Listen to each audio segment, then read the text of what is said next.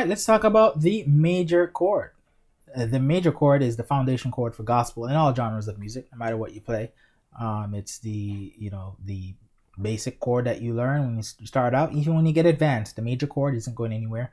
One of the building blocks of music. So there's 12 major chords on the keyboard. They correlate to the 12 unique notes on the piano. So for those of you who don't know, the keyboard just repeats from C to B. And black and white notes. So 1, 2, 3, 4, 5, 6, 7, 8, 9, 10, 11, 12. 12 unique notes, and they just repeat in different octaves. Okay, so they're just repeating. For those of you who didn't know that. Okay, so we got 12 unique keys that just repeat in different octaves. All right, so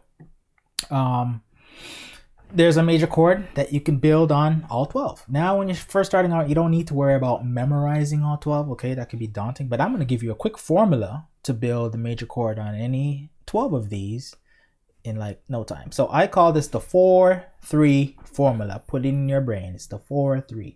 Use the 4-3 formula to build the major scale. The major chord. All right, so what am I talking about? Let's choose any one of these 12. I'm just going to choose C. Okay, so C. So 4-3 formula. All right, keep that in your brain. So what does that mean? I choose my root note and I count up 4 to the right, including black keys. 1, 2, 3, 4. Remember, that's including black keys. So from my root, count up 4. 1, 2, 3, 4. Then I count up 3 from my new note, which is E. 1, 2, 3. C major. That's it. No complex theory. Just use the 4-3 formula. Again, I choose my root note, which is C. Count up 4. 1, 2, 3, 4. And then I'm going to count up 3. 1, 2, 3.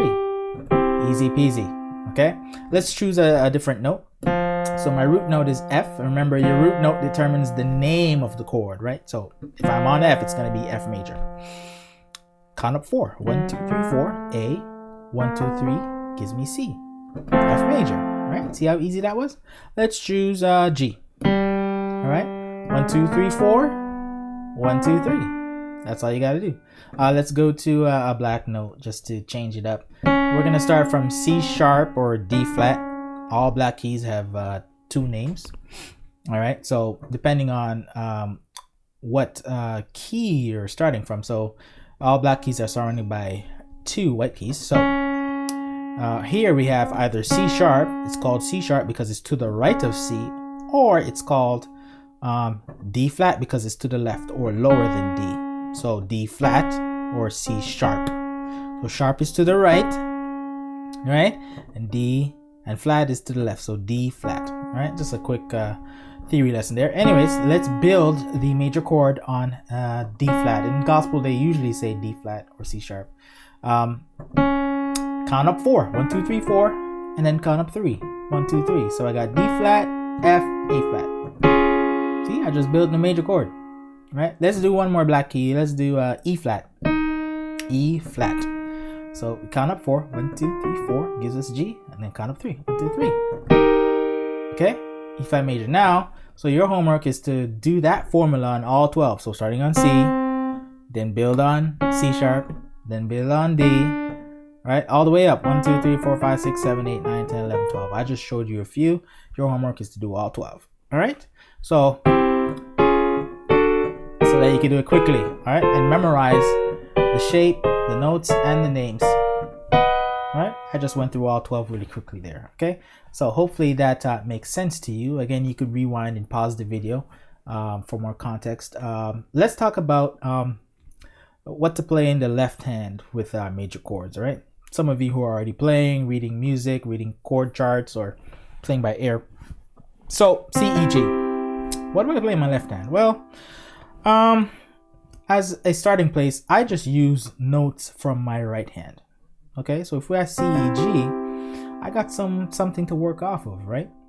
So let's go over the number system, right? The number system is very important in terms of, nicing up the chords, making them sound nice. When you know the number system, it's easier to play by ear, easy to change keys. You'll never have to use the transpose button again. So let's break it down really quick in like 2 minutes. Okay, so we got scales.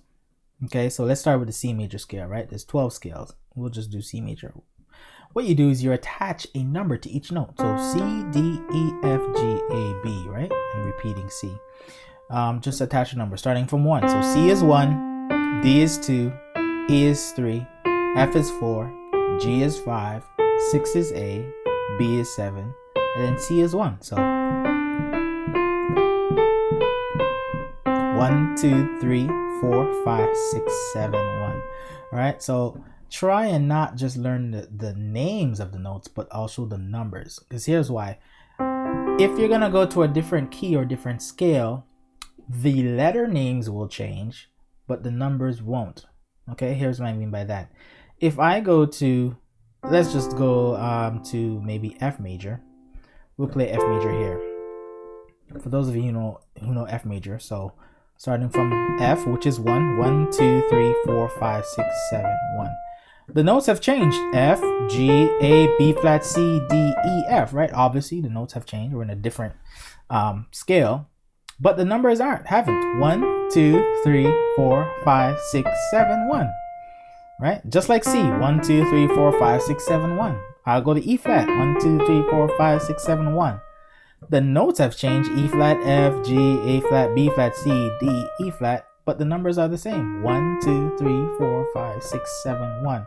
So it's easier to learn 7 numbers than to learn like 12 different note names, right? Well, it's not entirely different, but you get the picture, right? Or hopefully you get the picture. And if you don't, it's okay. But the point is, learn how to associate numbers to your scales. It makes gospel piano a lot easier. I did it, and once I did that, I could play in keys, follow singers, do all kind of stuff. Okay?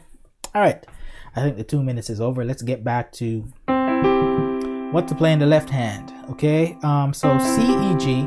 So if we look at the C major scale, C, D, E, F, G, A, B, the numbers 1, 2, 3, 4, 5, 6, 7. The C major chord is built from the scale, the notes in the scale. C, E, and G, right? C, E, G. The 1, 2, 3, 4, and then the 5. So the 1, the 3, and the 5. Okay, hopefully you get that. Okay, if I play the C major scale, 1, 2, 3, 4, 5. So the 1, the 3, and the 5. Okay, all right. What do I play in the left hand? I'll just repeat the 1 down here and the 5 here. Remember, the 1 is C, 2, 3, 4, 5, and 5 is G. So usually I'll do that. Okay, so C, G, C, E, G. What you don't want to do is repeat all the notes in your right hand. So if you got C, E, G, some people do that and it just, sounds very classic or mundane. But open up your chords more in your left hand and give some space, because the notes, well, the frequency of the notes gets lower. So you don't want to play the notes too close together or else they sound muddy, right? So I usually do that. So whatever song you're playing, I do that voicing. Now instead of playing the 1, I'll play the 3. Okay, so C, E, G in my right hand, and then the 3, which is E, in my left. Okay, hopefully that makes sense. So sounds all right.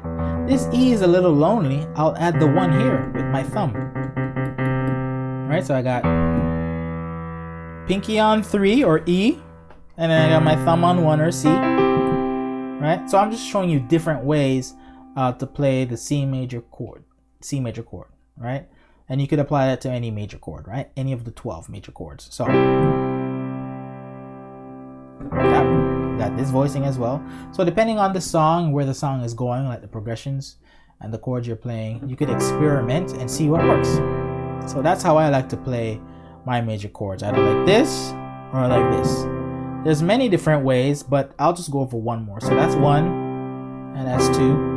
And the other ways is I like to do what's called a stretch 10. Well, I've heard stretch 10, but it's really just the 1, this is the C all the way down here, and then the E up here.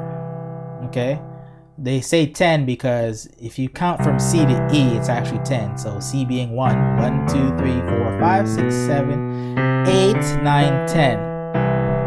right? 10. But it's just the 3. The 10 and the 3 are the same, because if you come from this C, it's 3. 1, 2, 3. If you come from this C, it's 10. 1, 2, 3, 4, 5, 6, 7, 8, 9, 10. That's why they call it the stretch 10, but it's just the 1 and the 3 for me, just to keep it simple. Alright, so that's 3 different bass, bass versions that I use for the C, E, G that I'm playing here. So we got this, and then we got this.